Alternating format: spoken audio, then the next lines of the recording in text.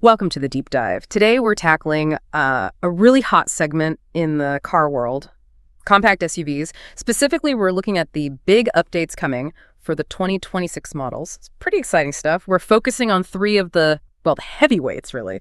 The Yeah, 2026 Toyota RAV4, the 2026 Honda CR-V, and the significantly reworked 2026 Mazda CX-5.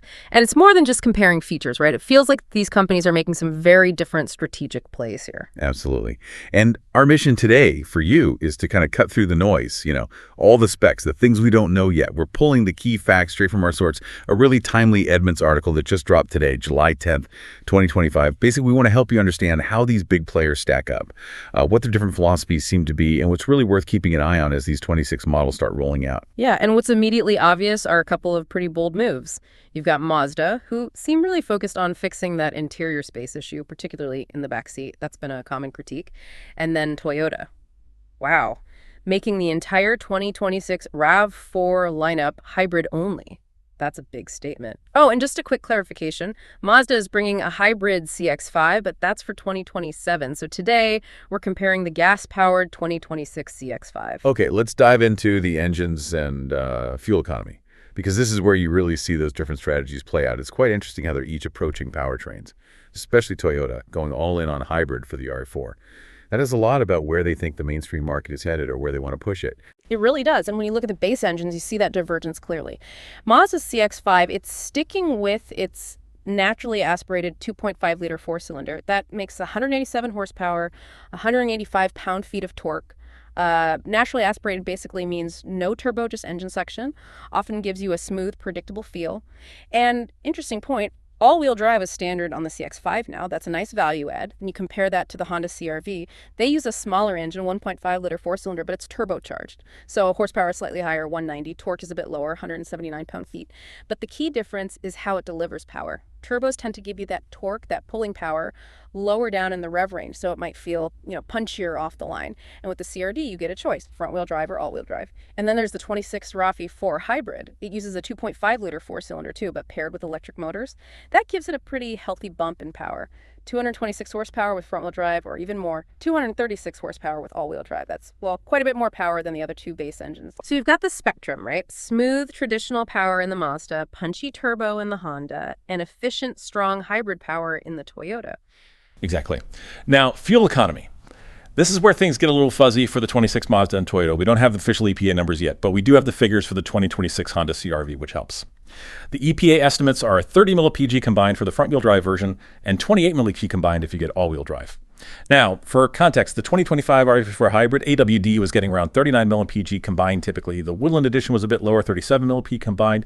And the current 2025 Mazda CX-5 gets 28 mpg combined. So the expectation, reasonably, is that both the new RAV4 Hybrid and the new CX-5 will probably see similar numbers, maybe slight improvements for 2026. They're always tweaking things. Right. And one more quick powertrain detail. Transmissions. The CX-5 keeps a traditional 6-speed automatic transmission. Some drivers really prefer that feel distinct shifts, But the CR-V and the RAV4 both use CVTs, continuously variable transmissions. A CVT is kind of like having one gear that constantly adjusts. It means really smooth acceleration, no shift shock, and it often helps fuel economy. Though some people find the engine sound can be a bit drony under hard acceleration with a CVT. It's definitely a different feel. Personal preference, really. Okay, so moving on from what's under the hood, let's talk about what matters just as much, if not more, to a lot of buyers. Space inside the cabin. How much room do you actually get? And here, we need to mention up front specific interior measurements for the 2026 Mazda CX-5 and the 2026 Toyota RAV4. Well, they're still listed as question marks. We don't have the final inches and cubic feet yet, which is pretty normal. Manufacturers hold that stuff back sometimes. It is. But what's really telling is Mazda's messaging. They've been very clear, very explicit that improving rear seat space was a major goal for the 2026 CX-5. It was often called out as a weak point, a sore spot on the old model. So this seems like a direct response to what customers were asking for. It shows they're listening, which is good. And they did say the wheelbase and overall length are increasing, so that should translate into more room overall, even without the final specs. And they did give us some specifics on cargo space, which is also crucial. Mazda revealed the 26 CX-5's cargo area will grow by about 2 inches in length and 1 inch in height. Plus, they're talking about a larger opening and a lower load floor. That makes a real difference when you're trying to wrestle strollers or luggage in there. Much easier. Definitely. And just to give you some concrete numbers for comparison, we do have the 2026 Honda CR-V's interior specs, and seats 5, obviously. Headroom is 40 inches front, 38.2 rear. Legroom, 41.3 inches up front, and a really impressive 41 inches in the back. That's quite generous for the segment. And cargo volume behind the second row, you get 39.3 cubic feet. Fold that second row down, and it opens up to 76.5 cubic feet. That's, pretty substantial space. And historically, the RAV4's numbers have generally been pretty close to the CR-V's. But again, we need to wait for the official 2026 Toyota figures to be sure. Okay, so once you're actually sitting inside, the next thing you notice is the tech, right? How connected you are, how easy things are to use, and safety, of course. Let's look at the tech first, starting with those main screens in the center dash, the new Mazda CX-5. This is interesting. It will offer an available 15.6-inch touchscreen. That's huge for this class. And it's running Google built-in software that integrates things like Google Maps and Assistant right into the car. We don't know the standard screen size yet, though. The Honda CR-V, meanwhile, keeps it simpler but effective. A 9-inch touchscreen is standard on all trims, and importantly, it includes wireless Apple CarPlay and Android Auto standard. That's a big convenience, no need to plug your phone in for maps or music. Toyota's RAV4 splits the difference. Maybe it gets a 10.5-inch screen standard, which is quite good. And then upper trims offer an even larger 12.5-inch display. Toyota also includes wireless smartphone mirroring across the board, just like Honda, and they're debuting a new version of their infotainment system interface. Right. Now, shifting over to safety tech, the driver assistance systems. Again, Mazda and Toyota haven't given us the full rundown for the 26 models just yet. Mazda just promises an improved and expanded suite of systems, both standard and available. Sounds good, but vague for now. And the 2026 RAV4 will be the first Toyota to get Toyota Safety Sense version 4.0. So we expect improvements, but the exact features list isn't detailed in our source. Honda, however, lays it all out. Their Honda Sensing Suite is standard on every CR-V, and it's a comprehensive list. You get collision mitigation braking, road departure mitigation, lane departure warning, forward collision warning, adaptive cruise control, lane keeping assist, road sign recognition, blind spot monitoring, cross-traffic monitoring, traffic jam assist, and auto high beams. It's pretty much the works.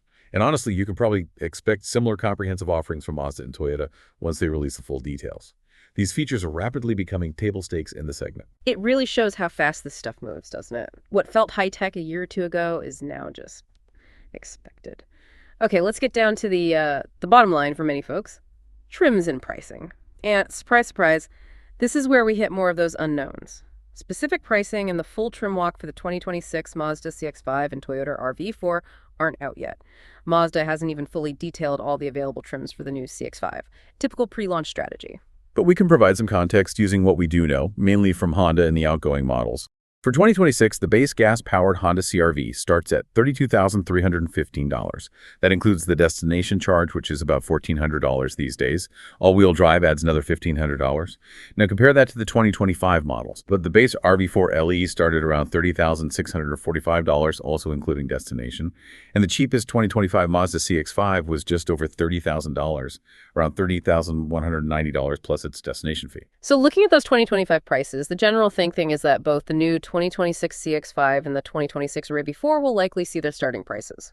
Well, creep up a bit. It's just how it usually goes with new models, new tech, inflation, all of that. Yeah, that's almost certain. And even with those expected price bumps for Mazda and Toyota, chances are the Honda CR-V will probably stay the most expensive of the three, at least at the entry-level point. It just tends to command a slight premium. Oh, and for the 2026 RAV4, we do know the hybrid trim levels that will be offered. It's the familiar range, LE, XLE Limited, the Woodland Edition, SE, and XSE. So still a good selection of hybrid options. Okay, so let's just quickly wrap up the main points here. You've got Toyota making a really decisive, maybe even risky bet on going all hybrid for the RAV4. That's huge. Then there's Mazda clearly listening to feedback and focusing hard on improving that interior space, especially the rear seat in the new CX-5. And Honda is sort of refining its already very successful CR-V package, offering that balance of turbo power, solid tech, and known safety features. So three very popular SUVs, but they're taking noticeably different paths forward. Absolutely. And even though, yes, some key details are still missing, particularly for the Mazda and Toyota, this deep dive should give you a really solid understanding of the landscape, the different bets these brands are placing, and what to look for as more info comes out. Which brings us to a final thought, something to consider. With some crucial specs like final pricing or exact interior dimensions still unreleased for a couple of these key models, how much does waiting for every single number really impact your decision? Especially when you think about how fast car tech and fuel efficiency are changing anyway. Is it better to wait for perfect information, or is it more about understanding the core direction and philosophy each brand is taking with these new models? Something to think about.